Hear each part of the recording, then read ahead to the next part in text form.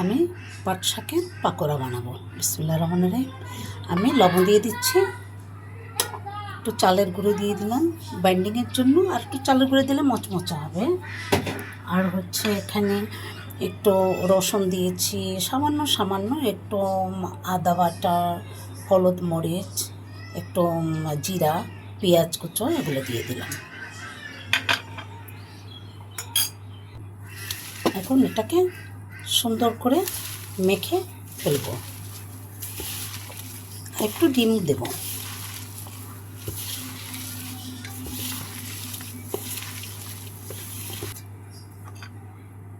আবার একটু ডিম দিয়ে দিচ্ছি, অল্প করে একটু ডিম দিয়ে দিলাম।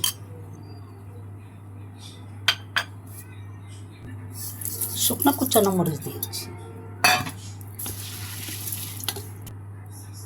বাইন্ডিংয়ের জন্য আরও একটু আমি কর্নফ্লাওয়ার দিয়ে দিচ্ছি।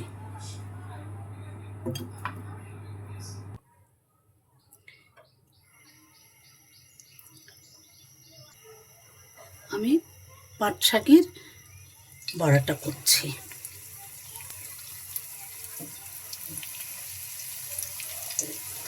এখন ভেজে নিচ্ছি, কম আঁচে নিতে হবে। আর আমার এই তাওয়াটা অনলাইনে আমি নিয়েছি কাস্ট আয়রন তাওয়া।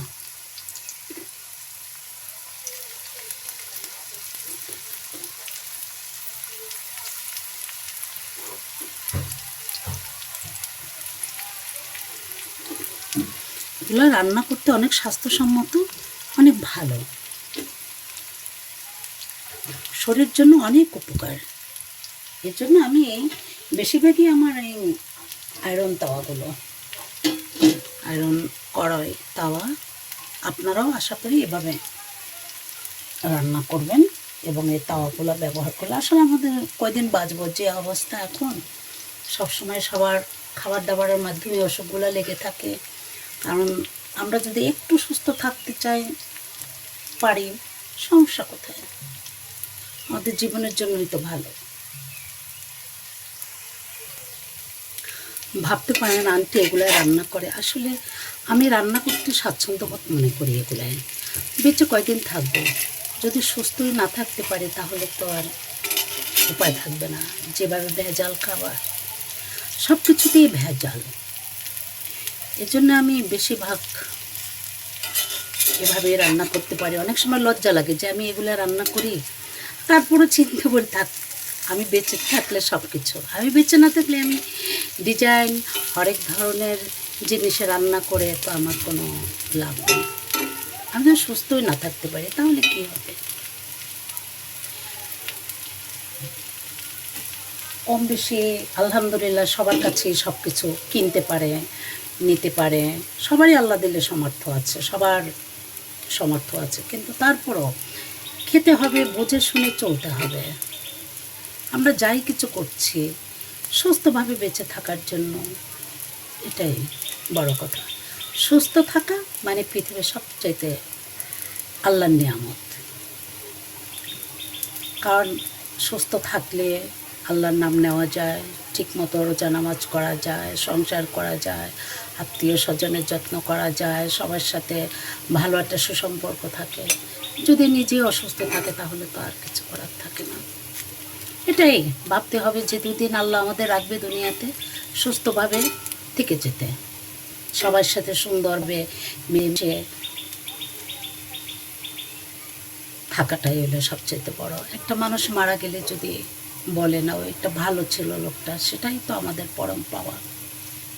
এই দুনিয়ার টাকা পয়সা, অর্থ সম্পদ সব কিছু মিছে, 2 দিনের দুনিয়াতে যেন আমরা সবাই ইমানের সাথে বেঁচে থাকতে পারি, আল্লাহর কাছে এটাই চাওয়া। আর আমি এই পাকোড়াটা তৈরি করলাম এই জন্য যে আসলে অনেক টেস্টি। আর এটা ভাত দিয়ে খেতে পারবেন, খালি খেতে পারবেন, বিকালে নাস্তায় খেতে পারবেন, আপনি ছোলা ভুনা করবেন, এই ধরনের কয়েকটা জিনিস তৈরি করবেন, আপনার নাস্তাটা হয়ে যাবে। পাট শাক তো অনেক অনেক মহা ঔষধ। আমি আশা করব আলহামদুলিল্লাহ এটা আমার ছাদ বাগানের, আপনারা বারান্দায় যদি টব থাকে সেখানে আপনারা কিছু পাট শাক বীজ বুনে নেবেন, দেখবেন আলহামদুলিল্লাহ হবে। বাসা বাড়ি তো ফ্যামিলি মেম্বার কমই থাকে, কারো বেশি থাকে, কিন্তু সবার একটা হয়ে যায়। এর সাথে আপনি বেসন দিয়েও পারবেন, ডাল দিয়ে পারবেন বড়া করতে, আপনি যেভাবে করবেন সেভাবেই আপনি খেতে পারবেন। আলহামদুলিল্লাহ, আল্লাহ নিয়ামত দিয়েছে, কিন্তু আমরা ঘুরিয়ে ফিরিয়ে সুন্দর করে যদি একটু মজা করে খাই তাহলে আমাদের হয়ে গেল। যাক, আল্লাহ সবাই নেক হায়াত দান করুক, আমার দোয়া থাকবে।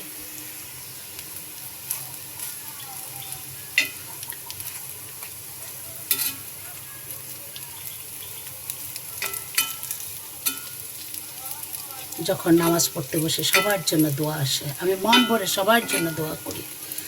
আল্লাহ সবাইকে নেক হায়াত দান করুক, সবার সন্তানদের নিয়ে ভালো রাখুক, ভালো থাকুক, সবাই সুস্থভাবে জীবনযাপন করুক, আল্লাহ সবাইকে ভালো রাখবেন, এটাই আমার কামনা।